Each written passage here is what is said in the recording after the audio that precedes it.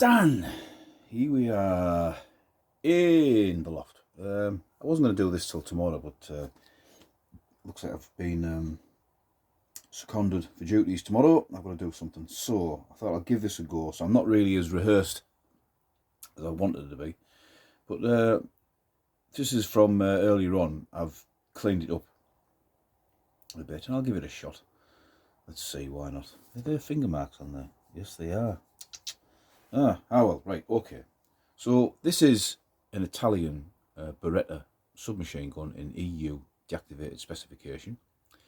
Now, I believe, I can't remember where I found out, where I heard it, but the platform that I am presenting this on does not like people telling everyone else where you bought them from or what the price is. A couple of guys have sort of said they'd look into it, have asked their opinions. I'm sure that, so I'll stick with that for now. Although there have been a couple of people who've already guessed who are meant by the big, or one of the biggest UK dealers with a sale on at the minute. So, for sake of argument, it's the Beretta M38 submachine gun.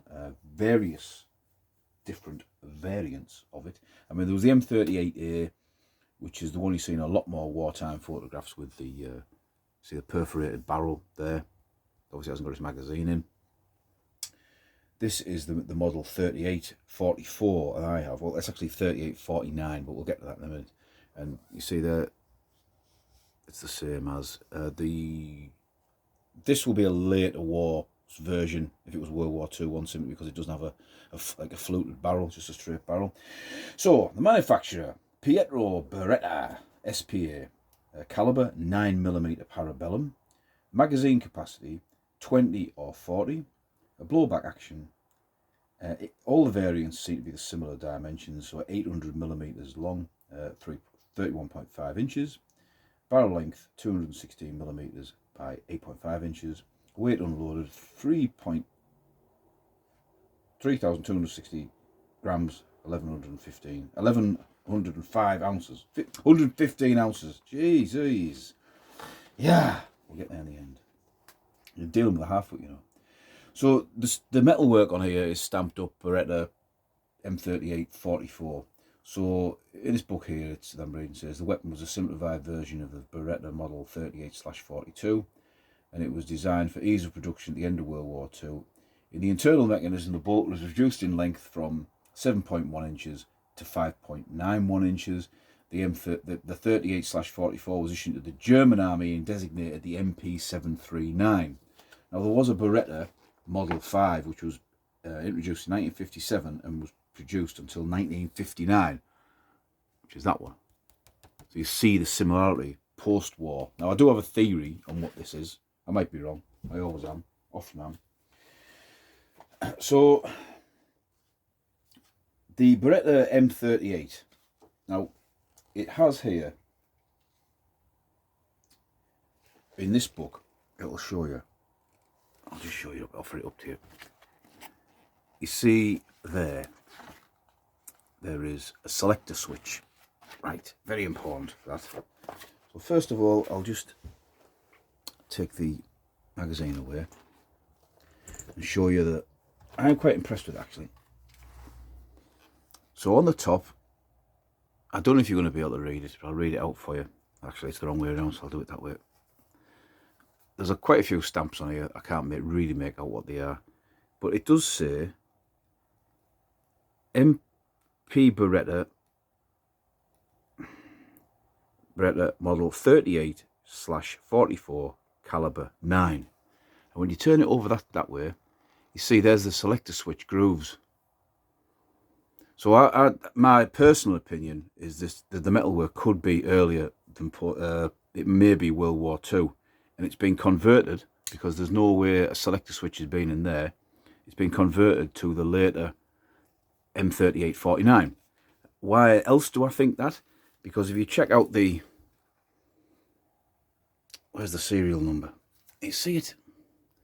I'm trying to do this seriously, and this phone is really starting to knock me. Focus. There you go.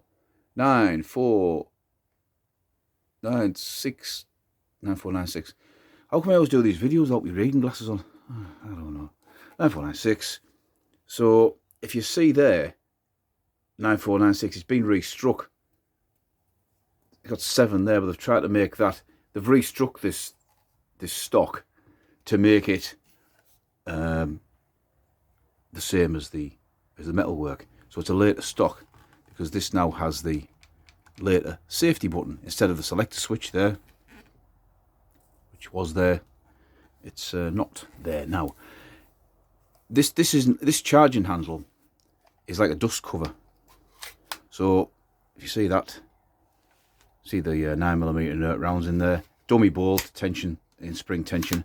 Now when I've seen these firing live on the internet, the bolt moves, reciprocates, but the charging handle doesn't, because it's just a dust cover. So there you go. The other odd thing, I don't know, it's just deactivation processes. Now if you look here, there's an arrow there. You see that arrow? And there is an arrow there. To field strip it, you simply twist that to take it apart. But obviously it's been welded, so you can't. But I've got a PPS 43 that you can take the end off and open it up. So why can't you with this? I'm unsure about that. That seems a bit strange.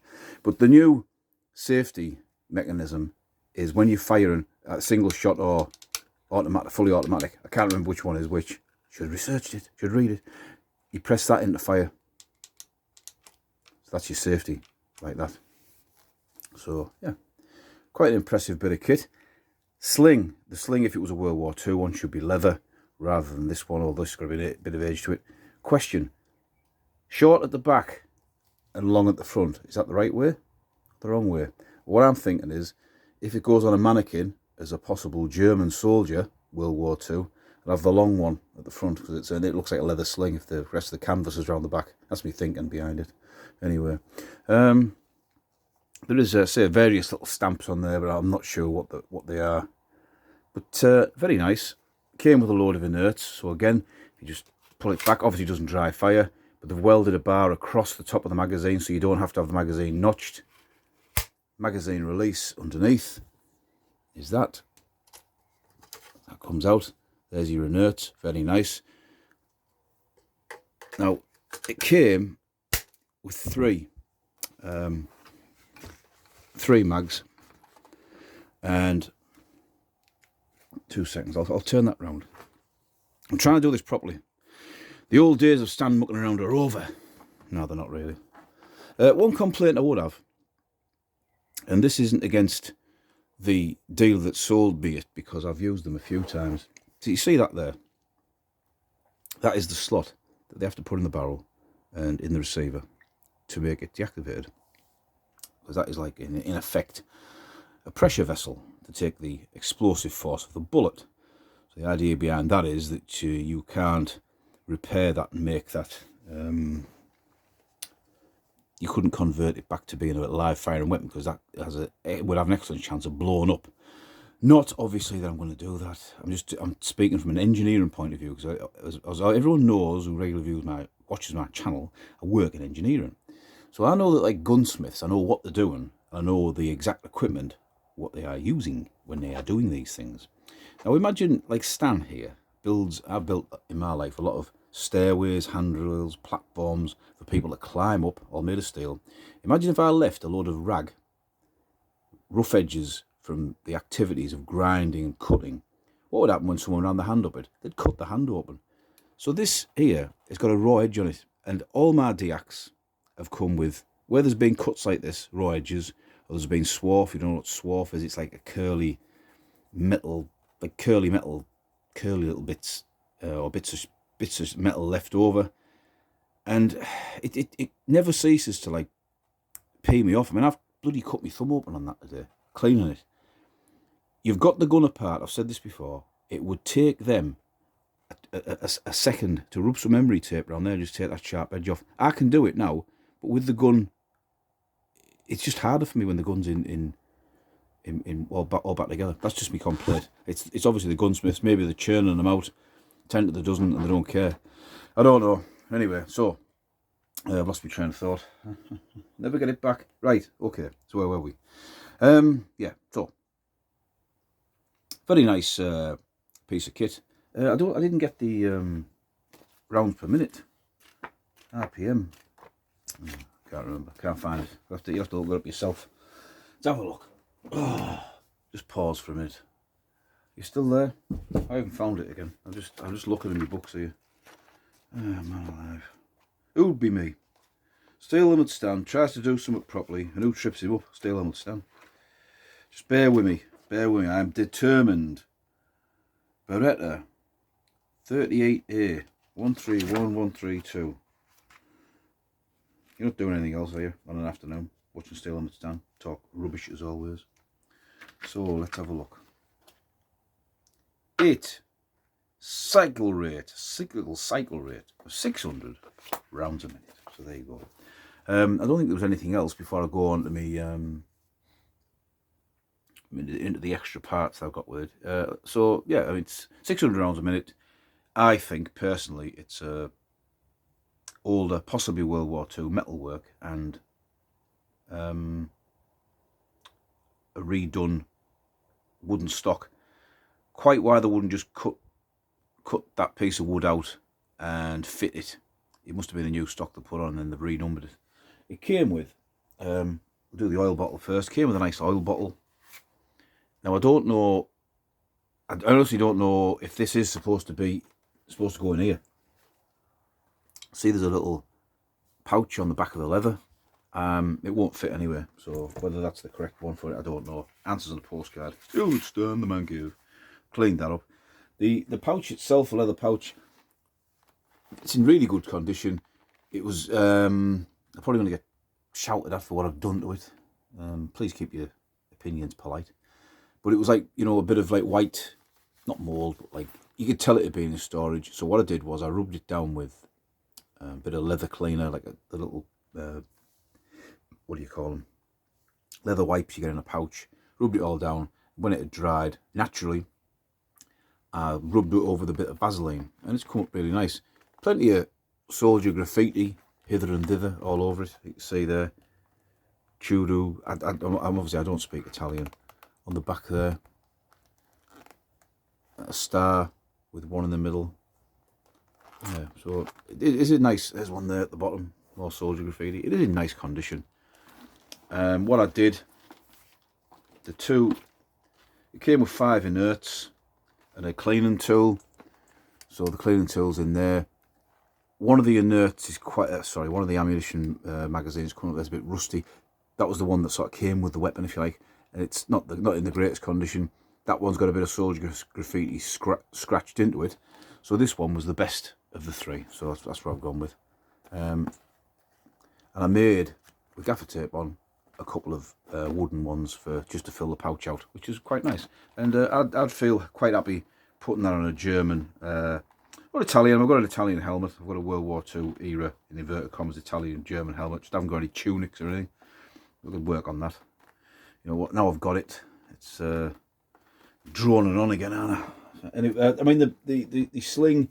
Say it won't be a World War II version. This is sort of exactly the same as I've got on my PPS 41 and my PPS 43. So a Cold War sling, I would imagine.